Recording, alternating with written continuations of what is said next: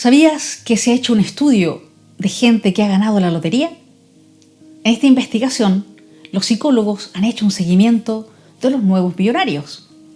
Y fíjate que descubrieron que estos al principio viven como una especie de éxtasis y se sienten completamente felices. Pero al cabo de un tiempo, comienzan de nuevo a sentir insatisfacción, vacío e infelicidad. Los estudios han demostrado que si bien las circunstancias ayudan, el factor predominante en la felicidad, escucha bien, es no las circunstancias, sino lo que elegimos pensar, lo que elegimos hacer cada día. Porque somos nosotros los que elegimos ser felices o no. Somos nosotros los que elegimos qué pensar y cómo leer la vida. Somos nosotros los que elegimos hacer las cosas que nos enriquecen y nos hacen sentir vivos o las que nos debilitan y nos hacen sentir insatisfechos.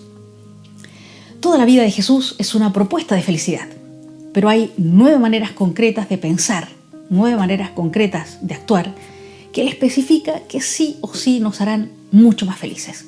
Yo solo comentaré 5 para no hacer tan largo este video. La primera, San Mateo 5, versículo 3.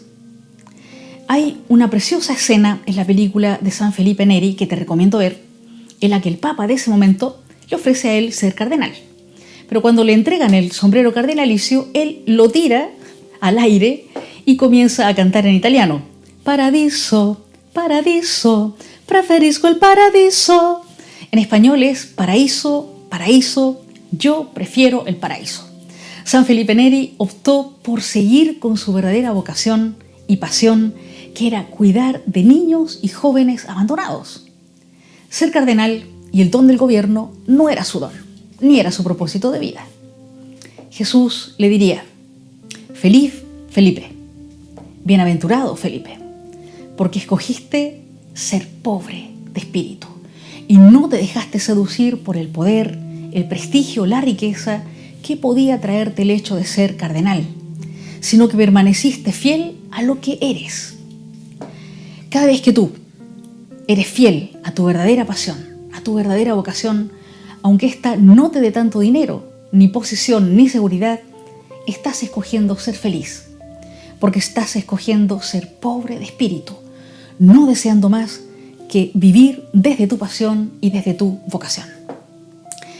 En segundo lugar, San Mateo 5, versículo 11. Dicen que Don Quijote de la Mancha, le dijo a su escudero Sancho: ladran, Sancho, luego cabalgamos. Aunque esta frase está inspirada, dicen los estudiosos, en un viejo proverbio árabe que dice: los perros ladran, la caravana avanza, la frase es muy, muy interesante. Porque si hay ladridos, escucha bien, si hay ladridos es porque estás avanzando. Si hay ladridos es porque avanzamos. Es decir, cuando te vienen problemas o conflictos por hacer el bien, por querer mejorar las cosas, los perros comenzarán a ladrar. Y esto no debe asustarte, ni acobardarte, porque esto quiere decir que estás marcando la diferencia, que estás cambiando las cosas. Jesús te diría: ponte contento, alégrate y regocíjate cuando te injurien, te persigan y digan toda clase de maldades contra ti, porque es señal de que vas cabalgando, es señal de que estás avanzando, es señal de que estás construyendo el reino de Dios aquí en la tierra. En tercer lugar, San Mateo capítulo 5, versículo 4. En el libro de los Miserables de Víctor Hugo hay una escena impresionante entre el protagonista de la obra, Jean Valjean, que es un mendigo, y el obispo Myriel. El obispo ha acogido en su casa a Jean Valjean totalmente pobre y mendigo. Este, después de un tiempo, se va de la casa del obispo robándole toda la cubertería de plata que los obispos, los cardenales usan para sus cenas con grandes dignatarios, sus cenas con su trabajo, ¿no? La sirvienta del obispo, cuando va a poner la mesa al otro día, se da cuenta del robo y se lo comunica al obispo, reprochándole encaradamente el haber recibido a ese mendigo en su casa. El obispo, en vez de entrar en cólera, en vez de reaccionar con rabia, se puso a orar y con serenidad le respondió a la sirvienta: señora, creo que yo he estado reteniendo injustamente esa plata que pertenece a los pobres. Como ves, el obispo acepta con mansedumbre lo ocurrido e interpreta lo sucedido de una forma extraordinaria. He estado, dice él, reteniendo injustamente esta plata que pertenece a los pobres. Esta decisión de no dejarse llevar por la cólera, de no dejarse llevar por la ira, le permite captar e interpretar sabiamente lo que ha sucedido. Jesús nos dijo: bienaventurados los mansos, es decir, seremos mucho más felices si elegimos reaccionar con mansedumbre en vez de reaccionar con cólera o violencia ante las dificultades y frustraciones de la vida.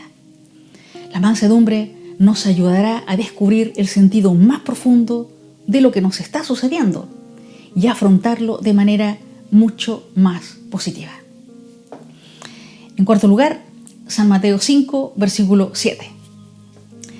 La escena del obispo y el mendigo del libro de los miserables de Víctor Hugo, que te acabo de comentar, no acaba allí. Los policías acaban tomándolo prisionero, al mendigo, como ladrón, y lo llevan esposado de regreso a la casa del obispo. Cuando llegan a la casa, el obispo sale rápidamente a saludarlo con inmenso cariño y le dice: lo estaba esperando, porque de la cubertería de plata que le regalé, olvidó llevarse además estos 2 candelabros de plata que valen muchísimo más que la cubertería. Los policías entonces lo dejan en libertad y el mendigo se conmueve tanto hasta el extremo y hasta el punto que de ahí en adelante cambia totalmente su vida. Como ves, el obispo escogió mirar lo ocurrido no solo con mansedumbre, como lo vimos en la vez pasada, en la bienaventuranza que acabo de comentar, sino que ahora actúa con misericordia.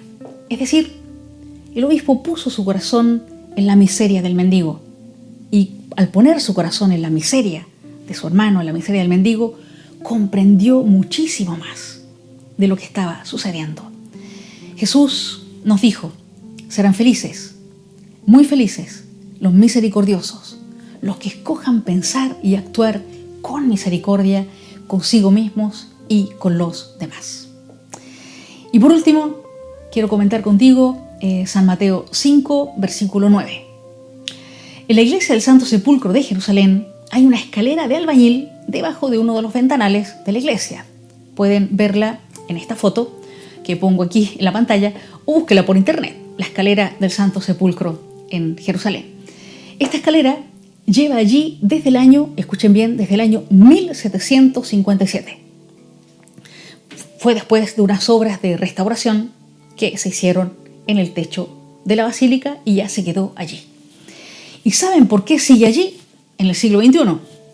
Porque las 6 religiones cristianas que están allí alabando al Señor según sus lenguas, sus diferentes ritos, no se ponen de acuerdo en quitarla o no quitarla.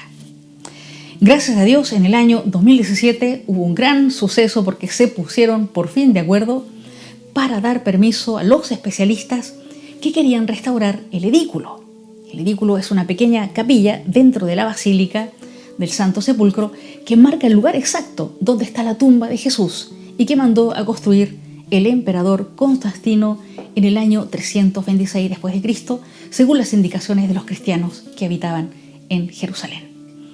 Gracias a ese gran acuerdo de estas 6 religiones cristianas del Santo Sepulcro, se pudo restaurar ese lugar santo para que aguante otros miles de años más. Este acuerdo constituyó y ayudó a construir más la paz entre los cristianos, a comenzar a entendernos y a comprendernos, sin anular nuestras diferencias, pero uniéndonos en algo mucho más grande que es el amor de unos por otros. El milagro de Pentecostés no es que todos volvieron a hablar una única lengua para entenderse, sino como dice el libro de los Hechos de los Apóstoles, capítulo 2, versículos del 1 al 13, los discípulos de Jesús, con la fuerza del Espíritu Santo, fueron capaces, fíjense bien, de entender otras lenguas. Fueron capaces de expresarse en diferentes lenguas, de modo que todos podían comprenderse entre sí. Los discípulos de Jesús no se pusieron a imponer su propia lengua o a unificar las lenguas, sino que Dios los capacitó para moverse en medio de las diferencias, comprendiendo y buscando grandes acuerdos. Serás feliz si trabajas por la paz, y Dios te dará la capacidad para comprender las diversidades, sin uniformarlas, sin anularlas, y harás posible grandes acuerdos que traerán la paz y la prosperidad para todos. El Señor es nuestro pastor, como nos dice el Salmo 23, y en su rebaño ninguna oveja es igual a la otra. Son todas diferentes y pertenecen a diferentes rediles, pero Él las apacienta a todas. El Señor, como buen pastor, te conduce, si tú le dejas, hacia fuentes tranquilas que te transformarán en una persona inmensamente feliz. El Señor es mi pastor,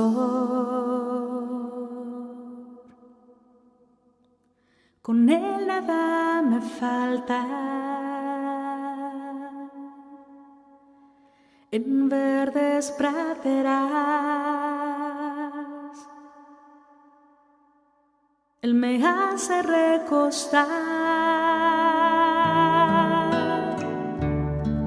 me conduce hacia fuentes tranquilas y repara mis fuerzas,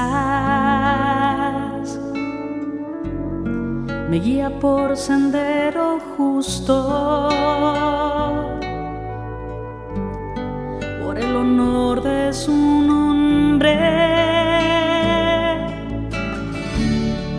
El Señor es mi pastor,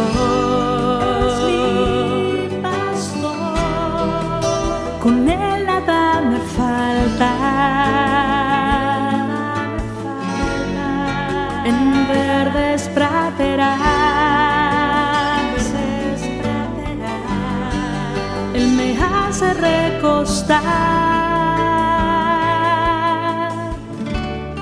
aunque camine por cañadas oscuras, nada temo porque tú vas conmigo, tu vara y tu callado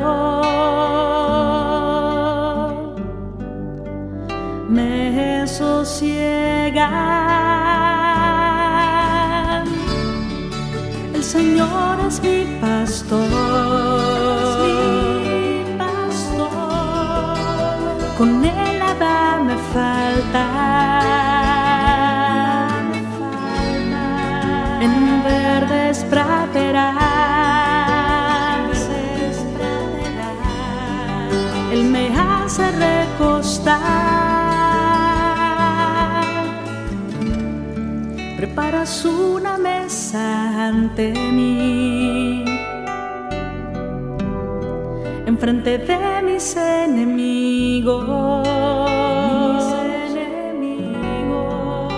Me unges la cabeza con perfume y mi copa rebosa. El Señor es mi pastor, con Él nada me falta. En verdes praderas Él me hace recostar. Tu bondad y misericordia me acompañan todos los días de mi vida, y habitaré en la casa del Señor por años sin término.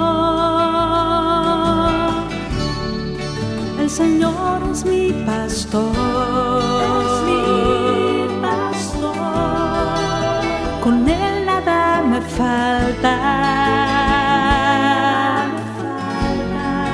En verdes praderas Él me hace recostar. El Señor es mi pastor.